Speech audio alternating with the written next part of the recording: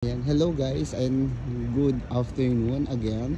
So eto guys, kung nakikita nyo kung ano yung pinapakita ko dito ngayon sa aking videos is ito yung upuan dito sa Switzerland. Kung napapansin nyo is putol siya kasi ang history pala niya is before is kabilang sa European Union, pero nag-decide siya na humiwalay sa European Union. Ang ibig sabihin na naputol yung paan niyan is kahit putol ang paa ng Switzerland, kaya niyang tumayo sa sarili, kaya niyang patakbo ng sarili niyang bansa. At ang Switzerland ay isa sa pinakamalakas na bansa, lalo sa mga ganyang gerang whatsoever, na yung pag may mga tourists, ganyan, o sa labanan, isa sila sa pinakamalakas. At lalo din, isa din sila na pinakamayamang bansa sa buong mundo. So ganyan po yung history niya, kaya putol ang paa niya.